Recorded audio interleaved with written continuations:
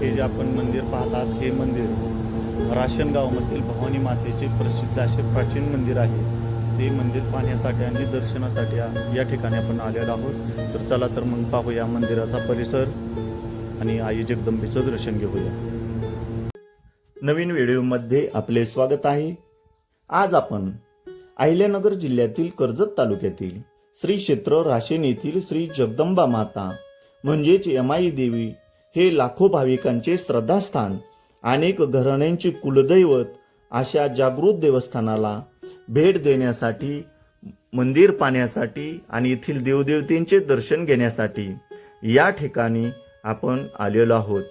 तर आपण या ठिकाणचा संपूर्ण परिसर पाहणार आहोत।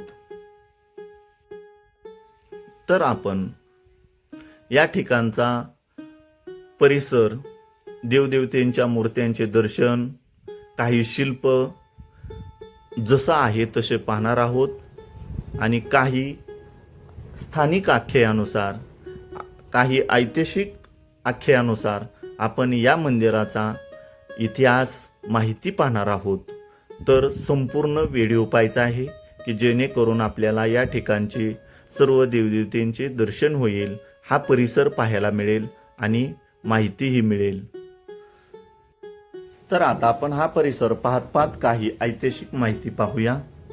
पौराणिक आख्यानुसार अष्टभुजा जगदंबा मातेने महिषासुर राक्षसाशी सलग 9 दिवस युद्ध करून याच ठिकाणी त्याचा वध केला होता। या युद्धात देवीने हजारो दैत्यांचा संहार केला, ज्यामुळे त्यांच्या मृतदेहाला प्रचंड राशीचा ढीग पडला। या परिसरात पडलेल्या राशीच्या ढिगावरून या क्षेत्राला राशन हे नाव पडले।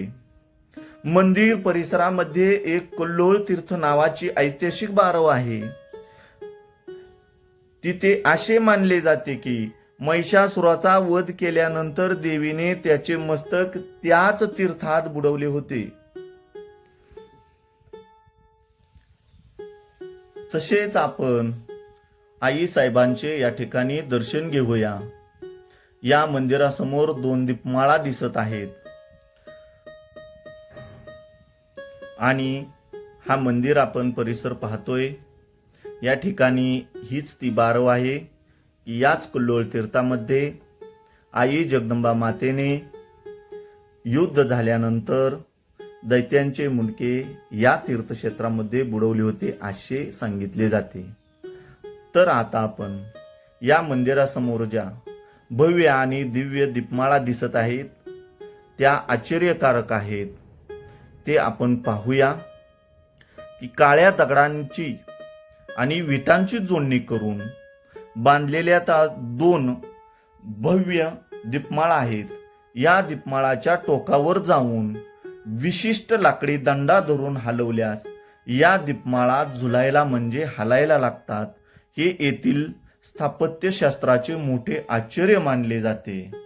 अशा ह्या आश्चर्यकारक दीपमाळा या मंदिरासमोर आहेत।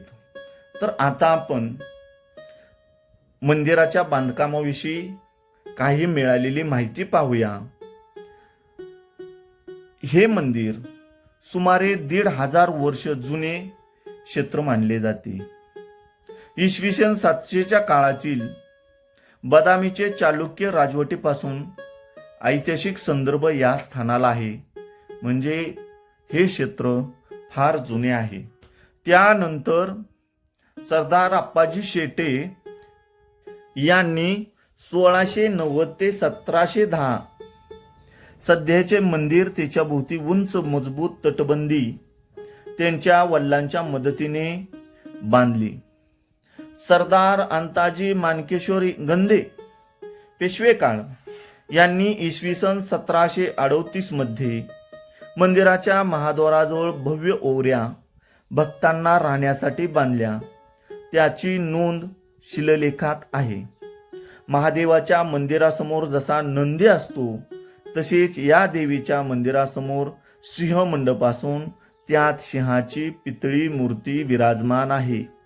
मंदिराच्या गाभाऱ्यात मुख्य मूर्ती श्री जगदंबा मातेची म्हणजे यमाई देवीची असून ती अष्टभुजा म्हणजे 8 हात असलेली स्वयंभू काळ्या पाषाणाची मूर्ती आहे. ती माहूरच्या रेणुका मातेचे रूप मानले जाते. मुख्य मूर्तीच्या उजव्या बाजूस तुळजापूरच्या तुकाई देवीची मूर्ती आहे. तसेच जगदंबा माता मंदिर परिसराला भोसले घराण्याचा ऐतिहासिक संदर्भ लाभला आहे. तोही आपण आता थोडक्यात पाहूया. छत्रपती शिवाजी महाराजांचे सख्खे चुलते म्हणजे काका शहाजीराजे भोसले यांचे लहान भाऊ श्रीमंत शिरबजी राजे भोसले यांच्या घराण्यातील सदस्यांच्या ऐतिहासिक समाध्या या जगदंबा मंदिराच्या प्रांगणात बाहेर 3 मोठ्या समाध्या आपल्याला पाहायला मिळतात. स्थानिकांच्या ऐतिहासिक नोंदीनुसार या समाध्या भोसले घराण्यातील पहिली समाधी शिरबजी भोसले म्हणजे शहाजी राजांचे बंधू व शिवाजी राजांचे चुलते यांच्या वंशजाची आहे. दुसरी समाधी त्र्यंबकजी भोसले शिरबजी राजांचे पुत्र म्हणजे शिवाजी राजांचे चुलत भाऊ यांची आहे. आणि तिसरी समाधी त्र्यंबकजी भोसले यांच्या पत्नीची आहेत. मंदिर परिसरातील या समाध्यावर सुंदर नक्षीकाम केलेले आहे. या समाध्या 400 वर्षापूर्वीच्या मराठा स्थापत्य शैलीची साक्ष देतात. या समाध्यांचा व्हिडिओ आपण केलेला आहे. माय माऊली यूट्यूब चॅनलला जाऊन सबस्क्राईब करा. त्याच्यामुळे आपल्याला असेच प्राचीन व्हिडिओ पाहायला मिळतील. या समाध्या जवळ विरगळी आणि सतीशिळा विखुरलेल्या पाहायला मिळतात. यावरून ह्या भूमीचा लढाऊ इतिहास स्पष्ट होतो. तर आपल्या ह्या राशींच्या देवीविषयी काही माहीत असेल तर कमेंट बॉक्समध्ये जरूर सांगा. आणि व्हिडिओ कसा काय वाटला तेही सांगा. जर आपण कधी राशींला गेलाच तर वेळ काढून अवश्य या मंदिराला भेट द्या. हे जागृत असे देवस्थान आहे. लाखोंचे कुलदैवत आहे. जय भवानी, जय शिवाजी. ओम नमः शिवाय.